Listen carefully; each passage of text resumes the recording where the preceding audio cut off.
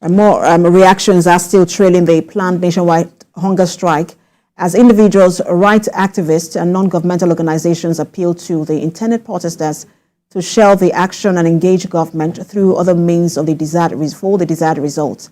Another non-governmental organization in Lagos State, the Chris Onyekachi Simon Foundation, through the founder, has appealed to Nigerians to give the present administration some time to function, as a rot in the country did not just get there.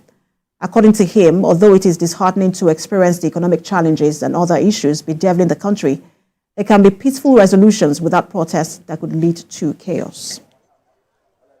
The proposed protests that many of Nigerians are clamoring for wouldn't lead us on the right direction.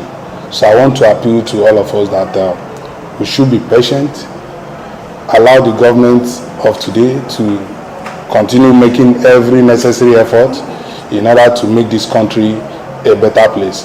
Protests will not lead us anywhere. We should remember what happened to NSAS.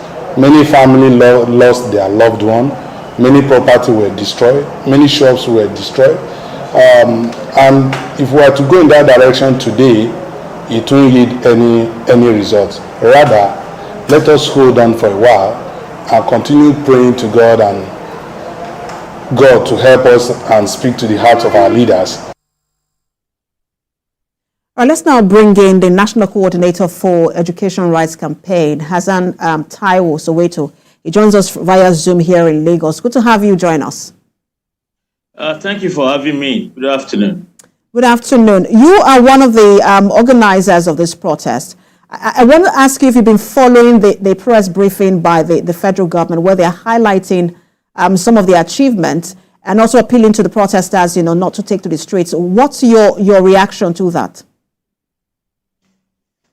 Well, I have not been able to follow what you said because I've been quite busy with last-minute preparation for tomorrow, because we're really very, very clear that the protest that we announced about 3 weeks ago is something that we'll continue to mobilize for it to go ahead, regardless of the attempt to dissuade us.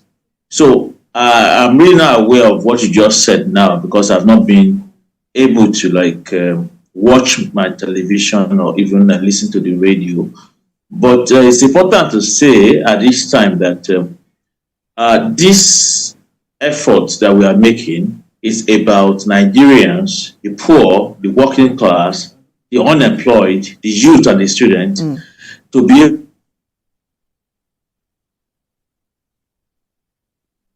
I want to confirm that you're still there, Taiwo. Can you hear me? If you can hear me, yes, I can hear you now. Yeah. This protest is about Nigerians, especially the poor and the working class, and the youths, to voice out their displeasure at the anti-poor policies of the Tinubu government.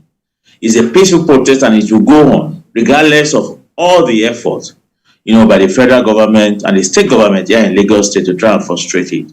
We have not changed our plans. We are going to hit the street tomorrow. So we are enjoining everyone who wishes to protest. Hassan, if I may come in, you have said that you're going to hit the streets tomorrow.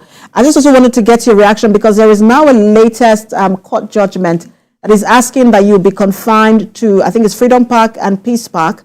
Are you going to follow that directive? Well, we'll discuss that, and then we'll issue a statement later tonight about that. Because what the Lagos State government has done is to try and muzzle the judiciary, to try and do the bidding of the executive. Something which shows that democracy is not actually what we have in this country. Rather, it's just a system of government by a few, to continue to intimidate, the mass majority. That is what happened yesterday, when they went to a court to get that court judgment. We are still discussing it. We're in conversation with the lawyers now. And then latest by this evening, would put out a statement. But what we are showing Lagosians is that whatever happens, the protest tomorrow will start and it will go on for the next 10 days. Nobody should even allow themselves to be dissuaded or to be scared. We are not going to be slaves in our own country. We are going to troop out and we're going to have a peaceful protest across the entire country, including here in Lagos State. So I just wanted to, before I take my next question, I just wanted to speak to a comment you made on, the executive muzzling the judiciary. I just wanted to say those are allegations that cannot be substantiated. But I also wanted to ask you, because you have talked about how, these issues, are a reality when you look at the figures, whether it's the food inflation, the headline inflation, and whether Nigerians are able to feed themselves 3 times daily as they used to or not. These are real issues.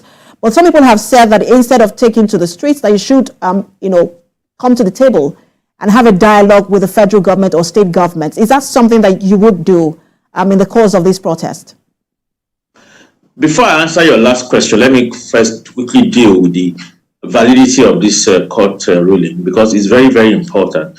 Why I said that this court ruling is just an attempt by the executive to muzzle the judiciary is because I know the judicial arm of government. I know that there are a lot of fine lawyers and there are a lot of fine judges in that arm of government. So if you have had a judge who allowed himself to give this kind of very, very shady, unenforceable and completely fraudulent ruling yesterday, then it's very clear that that judge does not represent the entirety of the Nigerian judiciary. It's just someone who is prepared to sell his birthright and his honor, to the highest bidder. Because of time, I'm sorry.